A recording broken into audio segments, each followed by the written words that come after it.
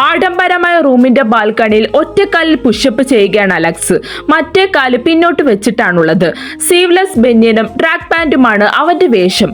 Workout തുടങ്ങി ഒരുപാട് സമയമായിട്ടുണ്ടെന്ന് അവന്റെ ബെന്യനിൽ പറ്റിച്ചേർന്ന് കിടക്കുന്ന വിയർപ്പ് തുള്ളികൾ വിളിച്ചോദിക്കുന്നുണ്ടായിരുന്നു. അവ അവന്റെ ദൃഢമായ ശരീരത്തിലേക്ക് പറ്റിച്ചേർന്ന് കിടക്കവേ അവന്റെ സിക്സ് പാക്ക് ബോഡി ഉയർന്നു താഴുന്നതനുസരിച്ച് കയ്യിലെ ഉരുണ്ട മസിന്റെ വ്യാപ്തി കുറഞ്ഞും കൂടി മാറി വരുന്നുണ്ടായിരുന്നു. അലക്സിന്റെ ബെഡിൽ മൂടിപ്പൊച്ച് കിടക്കുകയാണ് ഫിലിക്സ്. ഇന്നലെ ഒരുപാട് ലേറ്റ് ആയിട്ടാണ് രണ്ടുപേരും വീട്ടിലെത്തിയത്. ആടിയുള്ള വരവ് അമ്മച്ചി പൊക്കിയ പണിയാകുമെന്ന് ഉറപ്പുള്ളത് കൊണ്ട് രണ്ടും സൺഷെഡ് വഴിയാണ് കയറിപ്പറ്റിയത്. കയറിയെത്തുന്നത് അലക്സിന്റെ റൂം ആയതുകൊണ്ട് രണ്ടും കൂടി ഇവിടെയാണ് കിടന്നുറങ്ങിയത് എന്നാ പറയുക. മദ്യപാനവും പുകവലിയും പുള്ളിക്കാരി വെച്ച് പൊറപ്പിക്കില്ല.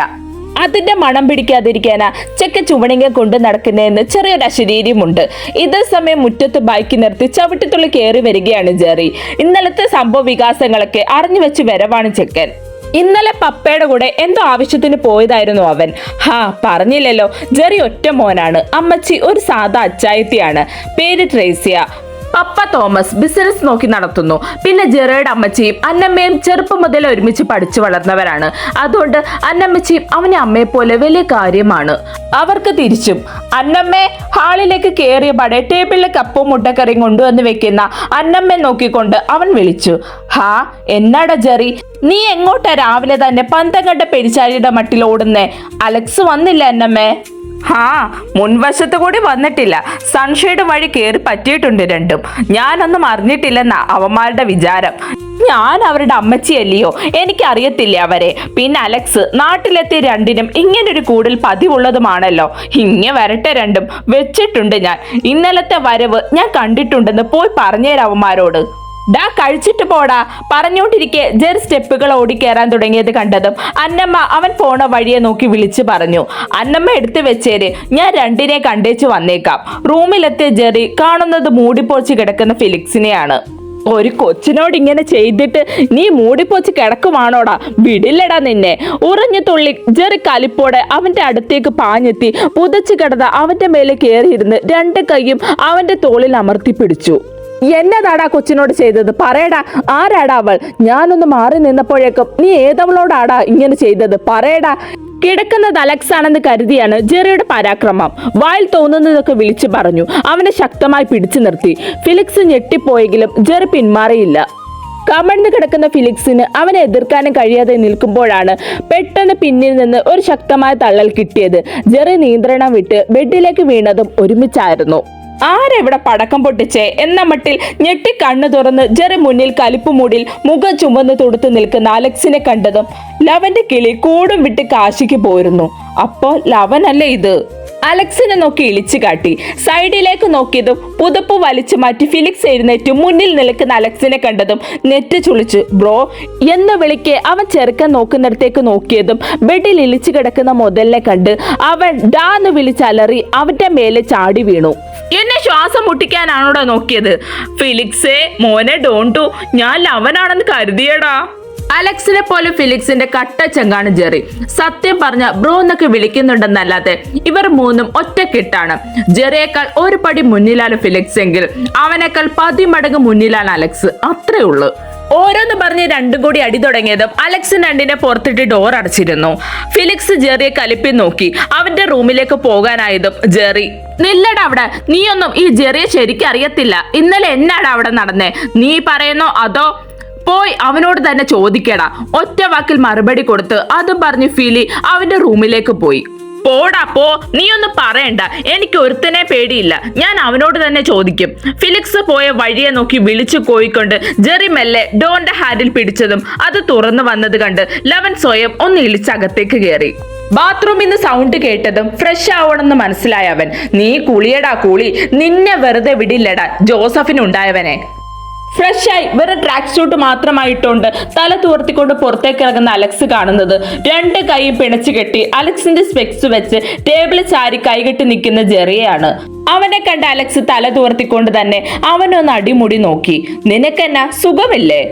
അവന്റെ നിപ്പും ഭാവവും കണ്ട് അലക്സ് അവനെ ഒന്ന് ആക്കിയതാണെന്ന് മനസ്സിലായി ജെറി അപ്പൊ തന്നെ അവന്റെ അടുത്തേക്ക് ചാടിത്തുള്ളിപ്പോയി.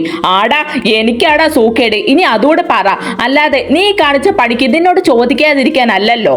ഇന്നലെ ഞാനൊന്ന് മാറി നിന്നപ്പോൾ ഇവിടെ എന്തൊക്കെയാടാ നടന്നത്? ജെല്ലെടുത്ത് മുടി തേച്ച ശേഷം കബോർഡ് തുറന്ന് ബോഡി സ്പ്രേ എടുത്ത് അടിക്കുന്നതിനിടെ അലക്സ് കൂസിലില്ലാതെ ഹോ അതാണോ എന്ന് ചോദിച്ചതും ജെറി അവന്റെ പിന്നാലെ നടന്നുകൊണ്ട് അത് തന്നെ, എന്തൊക്കെയായിരുന്നു കർത്താവേ, പെണ്ണെന്ന് കേൾക്കുമ്പോ തന്നെ നിയന്ത്രണം തെറ്റി ദേഷ്യപ്പെടുന്ന സ്വഭാവമല്ലേ നിനക്ക്? കൂടെയുള്ളവളെ ഒന്ന് നോക്കാൻ പോലും സമ്മതിക്കത്തില്ല. ഇപ്പോഴല്ല മനസ്സിലായത് ഈ മസിലും പെരുപ്പിച്ച് നടക്കുന്നത് ഇതിനാണെന്ന്. ഞാൻ അറിഞ്ഞില്ല കർത്താവേ. ഒരു പാവം കൊച്ചിനോട് ഇങ്ങനെ പെരുമാറാൻ നിനക്ക് എങ്ങനെ തോന്നിയടാ? പറഞ്ഞു കഴിഞ്ഞതും അടുത്ത നിമിഷം ജെറി ചുവരിനരികിലേക്ക് തെറിച്ചു വീണു. നോക്കിയപ്പോ കണ്ണുകളിൽ തീ ആളിക്കത്തുന്ന പോലെ അലക്സ് മുന്നിൽ നിൽക്കുന്നുണ്ടായിരുന്നു.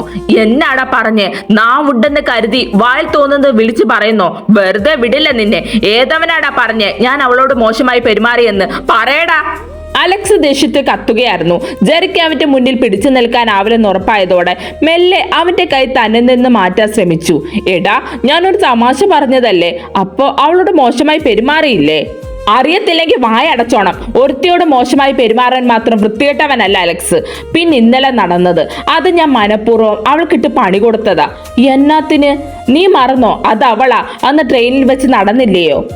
നടന്ന സോഫയിലേക്ക് ഇരുന്ന് രണ്ട് കൈയും തലയ്ക്ക് പിന്നിൽ കെട്ടിവെച്ച് അവനത് പറഞ്ഞതും ജെറി അതൊന്ന് ഓർത്തെടുക്കാൻ ശ്രമിച്ചു. പെട്ടെന്ന് അവന്റെ തലയ്ക്ക് അതെല്ലാം ചിത്രം കണക്കി ഓർത്തെടുത്തതും ഞെട്ടി വാ പൊളിച്ചവൻ സോഫയിലേക്ക് തലയ്ക്ക് പിന്നിൽ കൈവച്ചിരിക്കുന്ന അവന്റെ അടുത്തേക്ക് ഓടിക്കൊണ്ട് എടാ അവളോ? അവളെങ്ങനെ ഇപ്പോ? എന്നിട്ട് നീ അതിനെ എന്താ ചെയ്തത്? കണ്ണും പിടിച്ചുള്ള അവന്റെ ചോദ്യം കേട്ടതും അലക്സ് അവനെ ഒന്ന് നോക്കി. അല്ല, നിന്റെ സ്വഭാവം വെച്ച് അങ്ങനല്ലേ അതിന്റെ ഒരു ഇത്. ഏത്?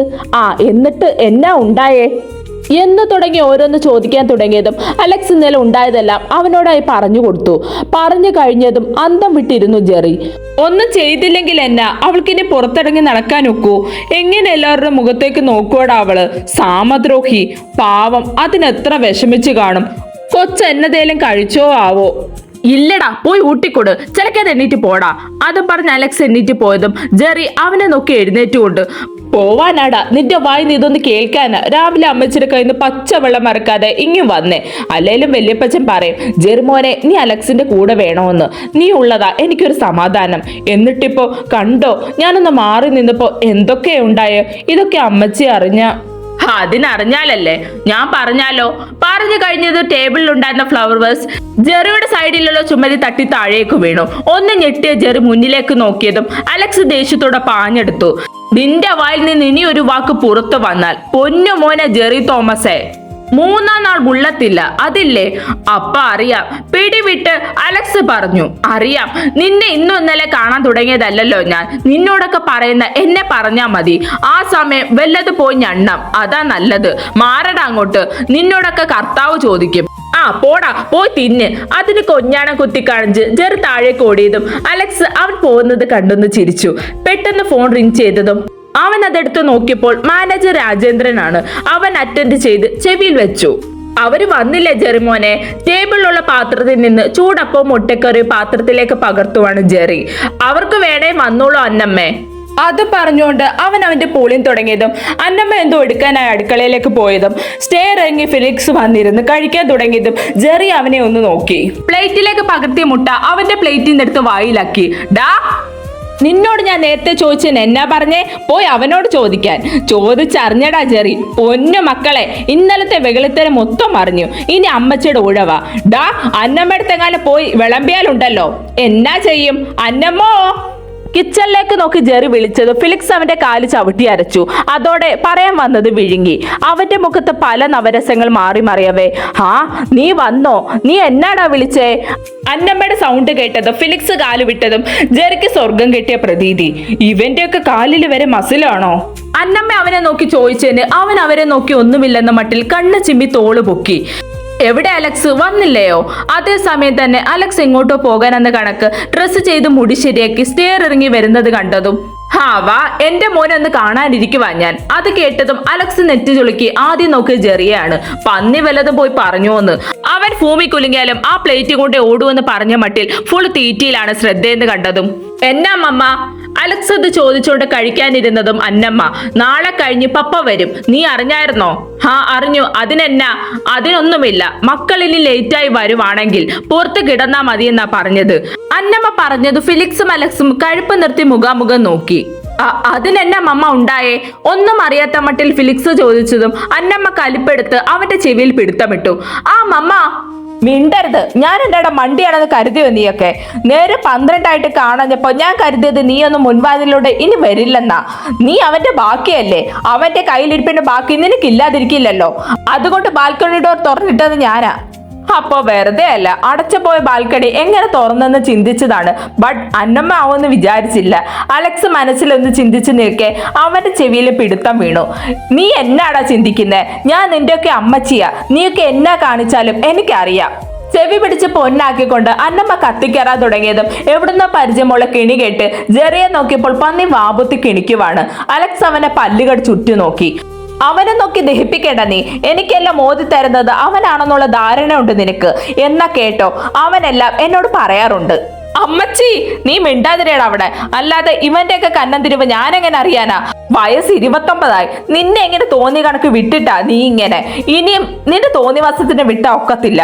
ഒരു മിന്നു കിട്ടിയ അതോടെ നിൽക്കും ഇതൊക്കെ. മമ്മ അലറണ്ട നീ. ഇനി എത്ര കാലം എന്ന് വെച്ച ഡാനി ഇത്?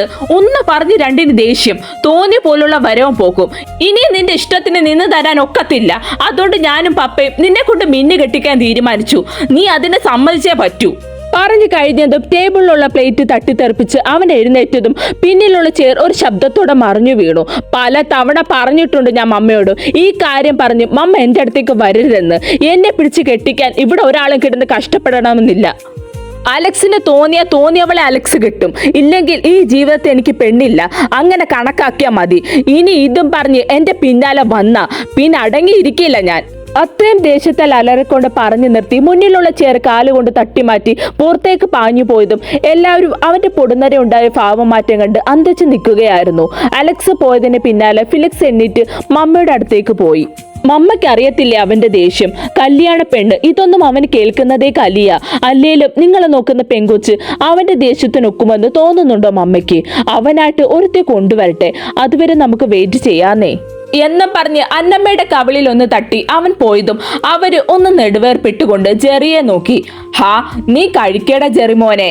വായിൽ മുട്ട വെച്ച് അന്തം വിട്ടിരിക്കുന്ന ജെറിയോടായി പറഞ്ഞതും അവനൊന്ന് ഞെട്ടി മുപ്പത്തിയെ നോക്കി. നിങ്ങൾക്ക് വിഷമമൊന്നുമില്ലേ? എന്തിനാ? ഇതൊക്കെ ഞാൻ പ്രതീക്ഷിച്ചതാടാ ചെക്ക. അങ്ങനെയെങ്കിലും അവനൊരു നല്ല ബുദ്ധി തോന്നിയാലോ എന്ന് കരുതി പറഞ്ഞതാ ഒക്കെ. ഏതേലും ഒരു കൊച്ച് അവന്റെ മനസ്സിൽ കയറി കൂടിയച്ചാ മതിയായിരുന്നു എന്റെ വേളാങ്കണ്ണി മാതാവേ. എന്റെ പ്രാർത്ഥന അവൻ കേൾക്കാതിരിക്കില്ല. അന്നമ്മ നെഞ്ചിൽ കൈവച്ച് മുകളിലോട്ട് നോക്കി പ്രാർത്ഥിച്ചു. അമ്മേ, അവൾ എണ്ണീറ്റില്ലേ? രാവിലെ കുളിച്ചൊരുങ്ങി ഒന്ന് അമ്പലത്തിലേക്ക് പോയി തൊഴുതു വരുവാണ് വൈഷു. എന്ന് രാവിലെ എഴുന്നേറ്റ് പോകുന്നത് അവൾക്ക് പതിവായിരുന്നു. തുണിക്കടയിൽ ജോലി കിട്ടിയ ശേഷം പോയിട്ടില്ലെന്ന് പറയുന്നതിനേക്കാൾ സമയമില്ലെന്ന് തന്നെ പറയുന്നതാ ശരി. രാവിലെ അമ്മ എഴുന്നേക്കും മുമ്പ് കഴിക്കാനുള്ളത് അവൾ ഉണ്ടാക്കും. അമ്മയ്ക്ക് വയ്യാത്തതല്ലേ, അപ്പോൾ എണ്ണീറ്റ് വരുമ്പോഴേക്കും ഒരു സമയമാകും. അതുകൊണ്ട് ഒരുവിധം ജോലിയൊക്കെ തീർക്കും. അതൊക്കെ കഴിയുമ്പോഴേക്ക് പോകാറുമാകും. പിന്നെ ഇന്ന് അപ്പുവിന്റെ പിറന്നാളാണ്. വലിയ ആഘോഷങ്ങളൊന്നുമില്ല. അമ്പലത്തിൽ പോകും, പായസം വെക്കും. അന്ന് ഉച്ചയ്ക്ക് ചെറിയൊരു സദ്യ ഒരുക്കും. അത് എല്ലാ തവണയും പതിവാണ്. രാവിലെ അമ്പലത്തിൽ പോകാൻ വിളിച്ചപ്പോൾ പെണ്ണ് മൂടിപ്പോത് ചുറങ്ങി. പിന്നെ വിളിച്ചിട്ട് കാര്യമില്ലെന്ന് തോന്നിയോണ്ട് അവള് തനിച്ചു പോയി. വരുന്ന വഴിക്കാണ് ശ്രീദേവി ചേച്ചിയെ കണ്ടത്. ചേച്ചി അവരുടെ വീടിനടുത്തുള്ളതാ. അവളെ വലിയ കാര്യവാ, കണ്ടിട്ട് കുറെ വിശേഷങ്ങൾ ചോദിച്ചും പറഞ്ഞും ചേച്ചി പിന്നെ കാണാമെന്ന് പറഞ്ഞു പോയതും അവൾ വീട്ടിലേക്ക് കയറി. മുറ്റത്തിനകത്തോട്ട് കയറവേ പരിചയമില്ലാത്ത മറ്റൊരു ചെരുപ്പ് കണ്ട് സംശയത്തോടെ നോക്കി. ആരോ വന്നതാണെന്ന് മനസ്സിലായതും അവൾ അമ്മയെ വിളിച്ചുകൊണ്ട് അകത്തേക്ക് കയറവേ അകത്ത് നിന്നുള്ള ശബ്ദം കേൾക്കാമായിരുന്നു. അതിപ്പോ അവളോടൊന്ന് ചോദിക്കാതെ ഞാൻ എങ്ങനെ ശേഖരിട്ടാ പറയാ? അവള് വരട്ടെ, എന്നിട്ട് തീരുമാനിക്കാം. ശബ്ദം കേട്ടുകൊണ്ടാണ് വൈഷു അകത്തേക്ക് കയറിയത്. അകത്തെത്തിയ വൈഷു മുന്നിലുള്ള ആളെ കണ്ട് ഞെട്ടിയതും എന്തിനെന്നില്ലാത്ത ഭയം അവളുടെ ഉള്ളിലേക്ക് നിറഞ്ഞതിനോടൊപ്പം ചെന്നിയിൽ നിന്ന് വിയർപ്പ് തുള്ളികൾ പൊടിഞ്ഞു.